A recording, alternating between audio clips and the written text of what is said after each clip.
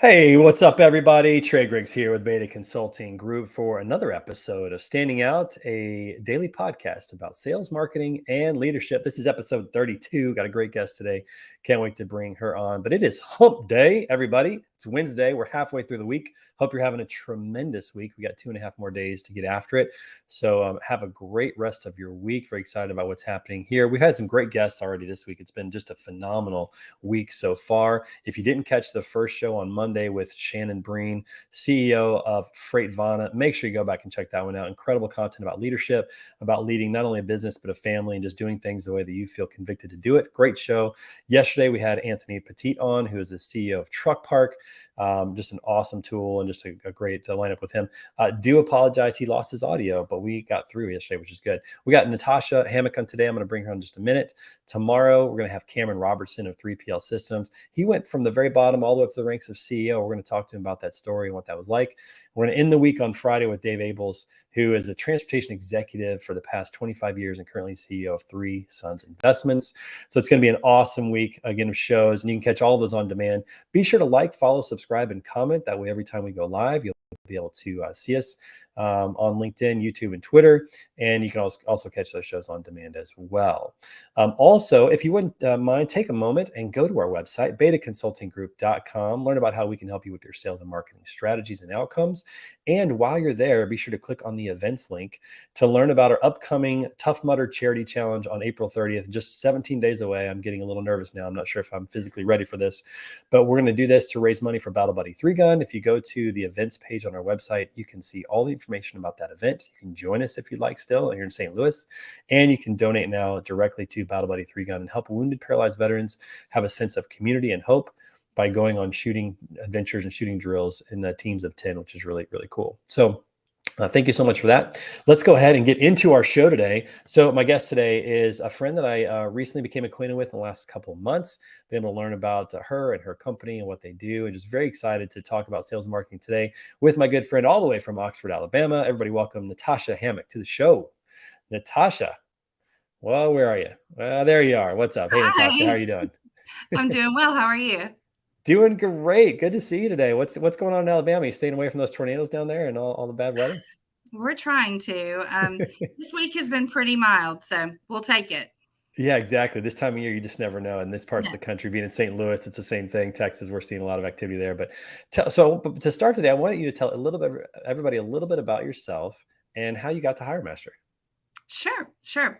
I have been in the industry since 2003. I started with a company and started doing digital recruiting for or digital lead gen for trucking companies to find drivers, and have been doing that ever since. I made it to Hire Master in 2015, and from there, it's just been kind of an exciting adventure. We've been rocking and rolling, and you know, have seen the industry grow tremendously over the past almost 20 years.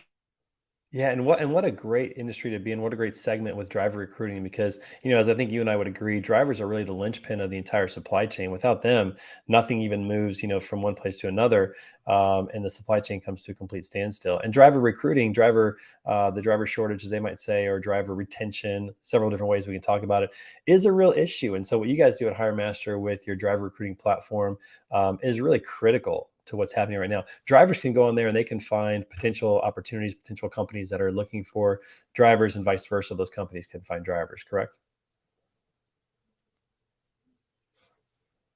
Oh, I think we may have lost Natasha. So this might be 2 days in a row that we have technical difficulties. That's interesting. All right, well then we'll just see if we can get Natasha back on here in just a minute. Hopefully everything goes well. We'll get her back shortly. Again, if you would, be sure to follow us on all of our social media platforms. We're on LinkedIn, we're on Twitter, we're on Instagram. I'm on TikTok, TreyGriggs24. So there's several ways that you can find us out there on social media, which will be great. And again, hopefully we get Natasha back here in just a minute. This is 2 days in a row. So here's the kind of interesting thing about going live is that when that happens, sometimes you just never know how it's going to work out. Now we got Natasha back. What's up? Sorry about that. I don't know That's what all happened. right. It happens. I asked a really good question, and then you were frozen. I was like, well, maybe that question wasn't so good after all. When I said it. But Let's hear as it far again. I'm going to jump right back in, but being in the driver recruitment space, that's a really critical space to be in because they're really like the linchpin of this entire supply chain. I mean, Mhm. without them, we just don't have, anything moving. And for you guys to be helping out, and what drivers can do is they can go onto the HireMaster platform and they can learn about, how to find new jobs with carriers that are looking for drivers. Is that pretty much how that works out? Kind of a matchmaker service for those two? Exactly. We are tasked by the trucking companies to help them find the exact type of drivers that they're looking for, and the drivers can come to us and know that we are going to do our best to educate them on who is looking for the particular things that they have to offer. Yeah, such a critical resource right now, especially, they talk about driver shortage, but the bigger topic nowadays is driver retention. Like, how are you retaining your drivers? What benefits are you providing? Pay. We just saw that Walmart increased their pay to $110,000 for Mhm, drivers to retain their quality drivers. And so we're seeing a shift happen in the industry in general, in the mhm. economy in general, kind of this reshuffle of where people are working. And for drivers, certainly it's a good time for them to see if there are better opportunities out there for them, and it forces every basically asset-based company to raise their standards a little bit, and provide That's right. better benefits and all those kind of things. So what a cool tool, very cool. Yes, it's exciting to see drivers get to finally be able to be recognized for their worth.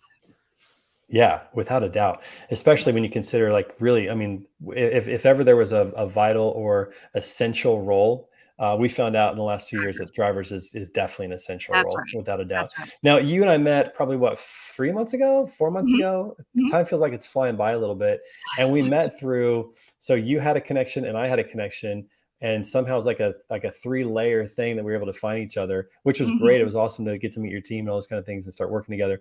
But the value of having a network and the value of knowing people, so critical. I mean, when you needed help, you reached out to somebody you knew, they knew somebody, that person knew me, we got connected mhm. and it went really well.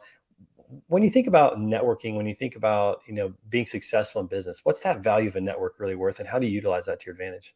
Oh my gosh, it's extremely valuable. The way that we met up, just like you said, I reached out to someone that I knew, was relevant in the industry, who knew of someone else who knew of you, and 6 degrees of That's separation. right. You know, uh, That's right. it totally worked. But yeah, absolutely, having those network partnerships and knowing who to call if it's always great to not be the smartest person in the room and Oh, being without able a to doubt. Yeah. balance. If I'm the smartest person in the room, I'm either like in a kindergarten classroom, maybe, or That's definitely right. in the wrong room. That's Definitely right. like being That's in a right. room where I learned quite a bit. And networks are really important also for sales and marketing as well. You guys actually have some partnerships with some really cool people in the industry. And one of those in particular is our friend Candace Rivers, who is a part of That's Fits right. Possible. Like, how do you guys utilize, networks and utilize, different people to advance what you guys are doing for drivers? Sure. We again, we know our limitations, and as new technology evolves, there are things that other people have already gotten their presence involved, and reaching out to someone like Candace, who has an incredible platform and an incredible following.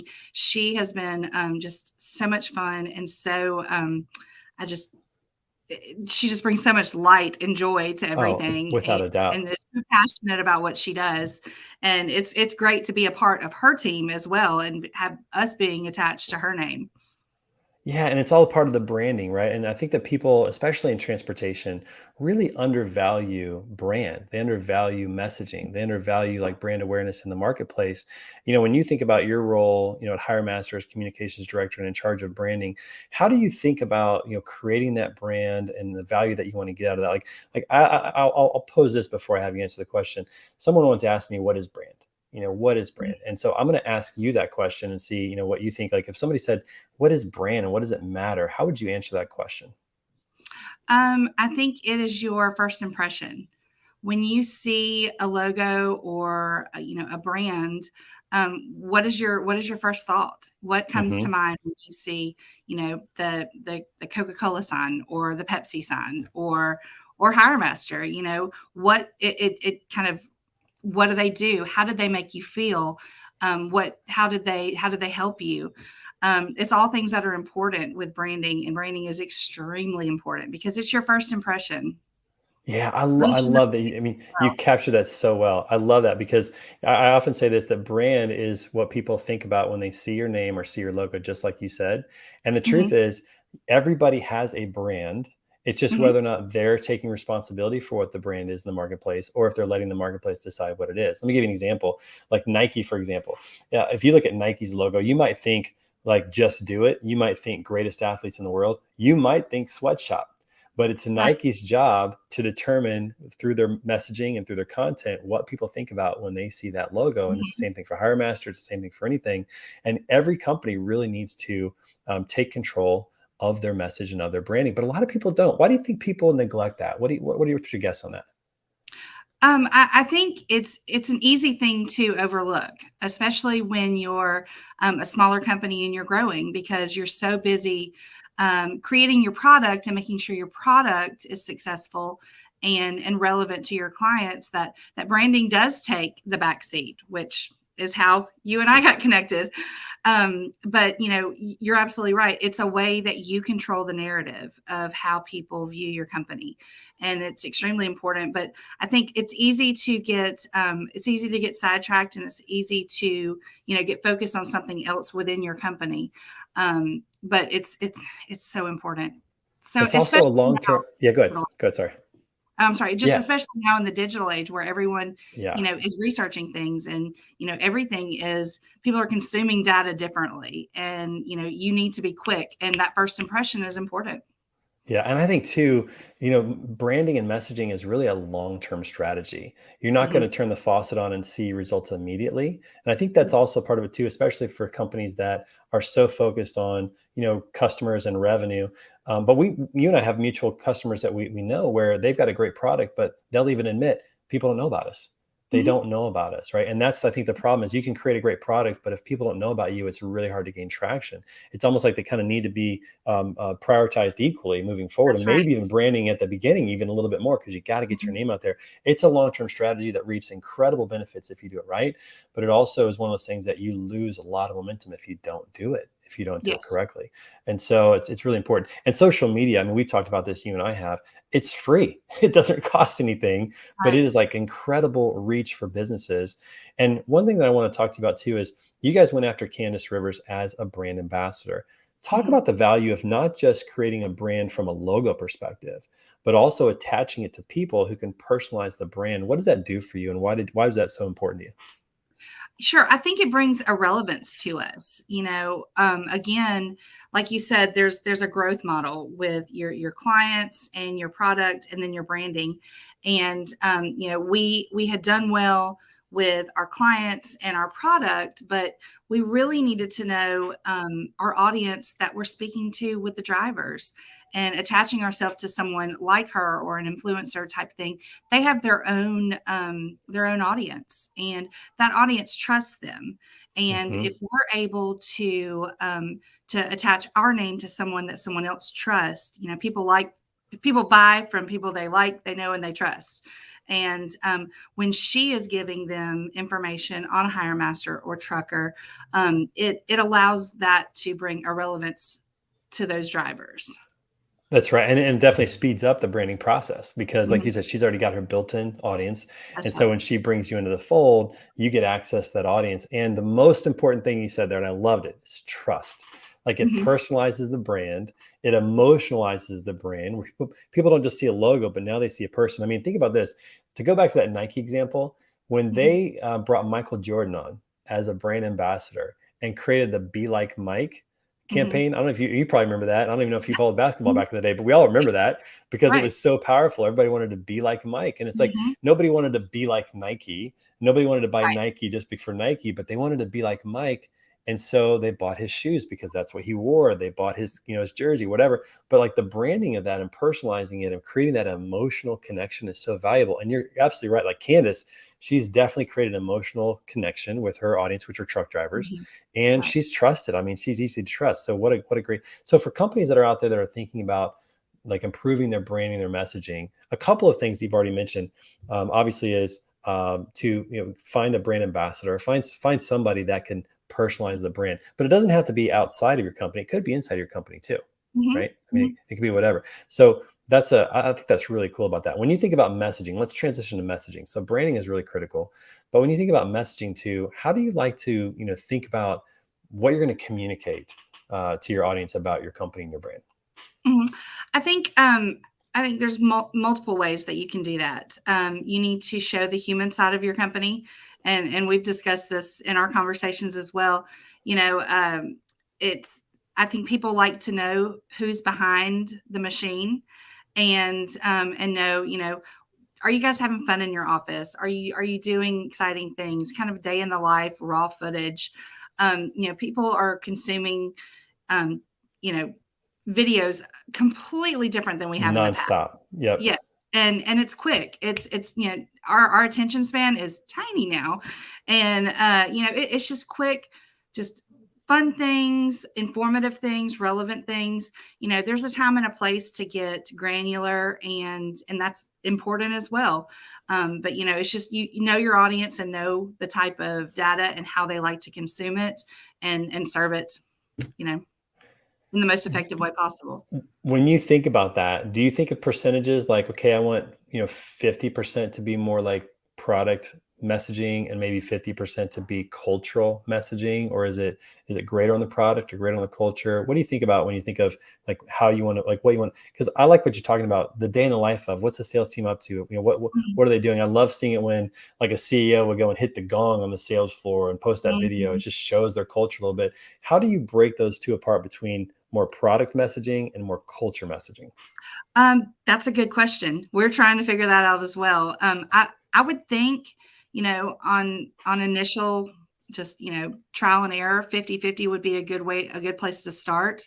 But then from there, again, it comes down to analytics and knowing your audience and Mhm. being able to see which of those are converting, which of these are, who's engaging more with what type of message you're serving. So, it'll take a minute to figure that out. Exactly, and the audience matters, right? So if you're posting something on TikTok, probably more fun, and light because Mhm. people are wanting to be entertained in that platform. If it's Right. LinkedIn or maybe Facebook, it might be more product oriented or product heavier, in that Mhm. regard. So it's really just interesting, and I love what you say. You gotta know your audience. If you know who Mhm. your audience is, that dictates everything, and the platform kinda dictates you can take the same person, you can put something on TikTok, they wanna be entertained. You put it on Mhm. LinkedIn, they want to learn or they want That's to, right. grow or do business. And so Absolutely same right. person, even it's not even the person, it's really the platform, I think, that often dictates the Mhm. messaging and how you want to put it out there, which is really powerful. All right. So I want to transition real quick. This is going really fast. I told you this to go fast. We're already at This is 18 going minutes. I fast. mean, that's flying. So one thing that I love about what you guys do as well is you're really big on getting the sales team and the marketing team working together. And a Mhm. lot of companies like to silo them, like to have the marketing team off doing their own thing and the sales team their thing, and they never really work together. Talk Mhm. about why that's such a value for you and what the benefits are of really getting those two teams aligned. Absolutely. You're only as strong as your weakest link. We have to educate our sales team. And as we, with us being a software company, we're constantly creating new products, new automation within our products. And the more our sales team know about that, and the more that they're able to inform their clients and be knowledgeable, then that benefits the entire company. So the sales and marketing absolutely should not be siloed. It is it's a symbiotic relationship that needs to be very much entwined. And the input from the sales team on what their clients are asking for and how we can deliver information, that's just as important. Yeah, no, absolutely. It goes both ways. I mean, you obviously want to educate your sales team and provide those marketing deliverables that they can send Mhm, a product sheet or something that, that the customer is going to be able to really benefit from and make a decision mhm, moving forward. But then the flip side is true as well. And I think a lot of teams, marketing teams in particular, don't take advantage of their sales teams in terms of getting content. I mean, where's a better place to get content than from your sales team? What that's objections are they hearing, right? What are some of the mhm, things, or what are the reasons that that your clients have said yes? Mhm. because that's going to be what your prospects are going to say yes to as well for many of the same reasons. And working together as a team, and it's so valuable. In fact, I almost hesitate to say they're two teams. They're really, in my opinion, one team with two I agree. distinct objectives of what they're Mhm. trying to accomplish. Marketing is a one-to-many approach. Sales is a one-to-one approach, but they're both going after revenue in unique ways. That's right. I mean, for example, the case studies that we're trying to get started. That's something that we get from the sales team. This is a client. This is why they're successful, and then the marketing team can go out and create that story. And then that case study, not only does it allow the sales team to take this out to other clients and have a case study, but it allows us to have content to create and produce more information.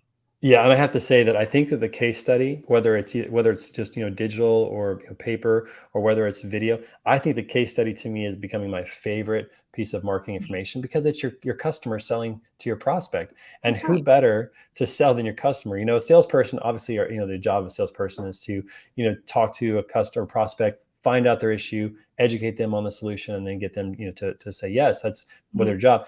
But a customer, like, the process speeds up significantly when a customer says, yeah, you should do this. This works. Let me tell you why. Like, just, Sure. that way. So I think the case study is becoming very quickly my favorite piece of marketing deliverable, especially for your sales team, but just for the company in general, I is to actually find had those one of my customers and do it. sales guys. Yeah, I actually had one of my sales guys send me one today on LinkedIn. He was like, "Look at this. This is great." Yeah, yeah. You're right.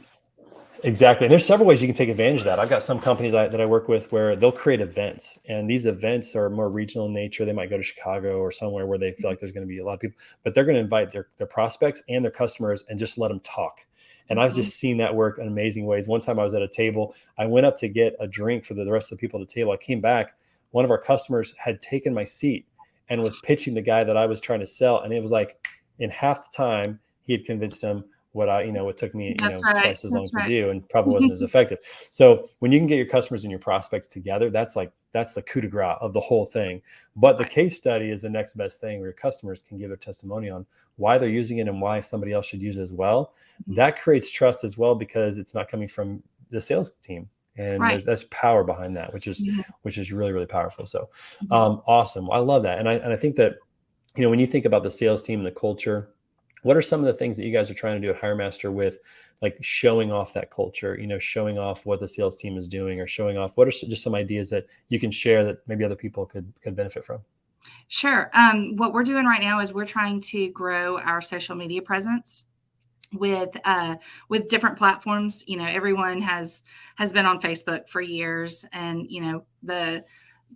the trend is going towards TikTok, like you said, and Instagram. And so we're trying to create a whole new marketing, I guess, silo, for lack of a better term, of showing off our CEO, our team, and what we're doing, the kind of the people behind HireMaster, and seeing what we're about, what we do, who creates this. And again, like I said earlier, just making it there's a human aspect of this, and we want to be successful for everyone. And I think letting people have a glimpse of who we are, what we do, the fun, the work, everything in between is important.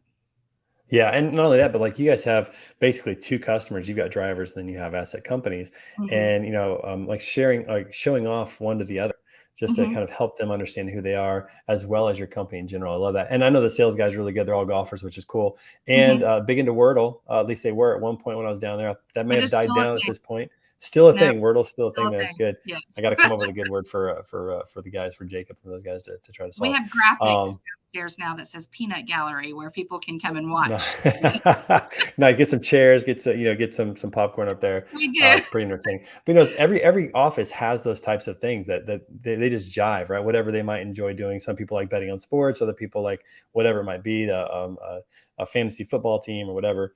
Hmm. Every company has those cultures. Just being okay with showing that off, showing who that is, who you are, and getting it out there. And it doesn't take that much. You just hit record and then hit post. It's just not Yeah.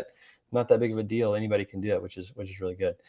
So Natasha, real quick, let's pause for a minute, because one thing I want to talk about with you as well. We've become friends. I've had a chance to kind of get to know your family a little bit. Mhm. As an executive and as a mom, and especially having a daughter who plays golf and some kids that do some fun things. How do you balance? Because I'm trying to work this out as a parent as well, and I always want to get this advice from people that are doing it well, and I feel like you're doing it really well just from getting to know you. How do you balance, being an executive, having these massive responsibilities, but still having plenty of time for your spouse, plenty of time for your kids, and just trying to balance that out? What are some tips that you do just from a leadership perspective that help you manage all that? Well, Barbie lied to us. You cannot do it all.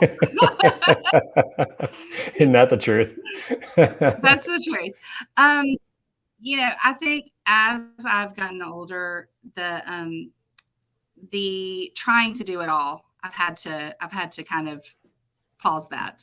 I when I'm at work, I'm at work. When I'm at home, I'm at home.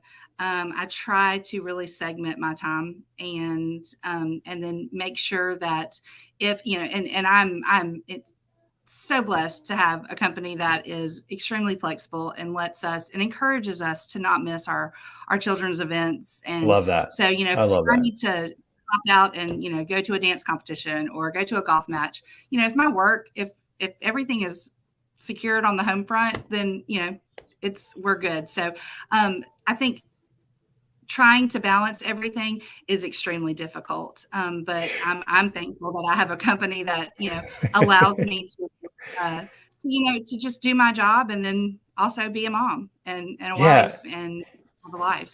And it's hard. And sometimes, things pick up. Like some weeks are really, really heavy and very difficult, and other weeks are maybe lighter. So it's not even consistent. Like it's not like it's once you get it down, you're good. It's like there are times where I feel Feast like, or oh, I've got famine. this thing down. And then the next week, my wife's like, "What are you doing? Like, we need to talk. We need a calendar because I don't have any That's idea right. what's going on." And it's really, Mhm. really difficult. But it's so good to create that culture within a company, and it obviously work for great leadership. It allows you to do that.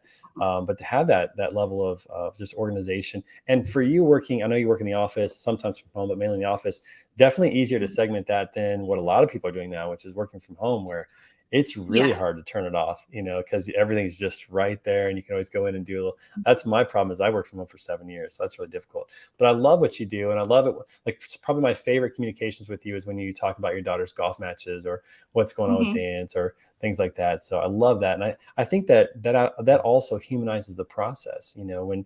when customers and prospects get to know you as a person and get to know your team, and not being afraid to just share parts of your life, because like you said, people buy from people, creates a level of trust, creates some emotional connection, and it's so valuable. But you do it really well, and I've always been really impressed with that. Well, thank you. Thank you. It's I been awesome. appreciate that. It means a lot. Very, very cool. Well, look at this. We're at 28 minutes. Like I said, I mean, it just goes really, really fast. So we're going to end the show Wow. with this. First of all, thank you so much for being on the show. Hope that you'll come back and spend some time with us again soon. Maybe we'll get some of your sales guys on here too to talk about, Absolutely. their Thank you for the perspective on the team. opportunity. No, absolutely, for sure. And tomorrow, for those of you who are watching, make sure you come back tomorrow, because we got Cameron Robertson from 3PL Systems. Really cool story how he went from basically entry level all the way up to CEO, which doesn't happen a lot. So it's going to be fun to talk to him about that and what he's learned about leadership through that time. And then again, make sure you visit the website, betaconsultinggroup.com, and see how we can help you with your sales and marketing strategies. And be sure to join us every morning at 10:30 a.m. Central for another episode of Standing Out, daily podcast about sales, marketing, and leadership. This is Natasha Hammock with Hire Master. Natasha's daughters are amazing, Jennifer. Thank you so much for watching the show. And Jake, by the way, I gotta pull this one back up. So Jake says that the golf league starts this week. I gotta Yes. get down there. I know. I gotta bring the sticks, and I got them. I got the sticks are right here, Jake. They're ready Did to we go. get I you mean, the schedule? I need to get the schedule. I know, and then I'll Yes, I figure it have. all out. I got to get down there and play on a league night or something. Be a guest member of the league. But no, it's going to be great. That's right. But thank you so much for being on the show again. And for the rest of you out there, have a wonderful hump day. Finish your week off strong. We'll see you guys right back here tomorrow at 10:30. We'll see you guys later. Take care.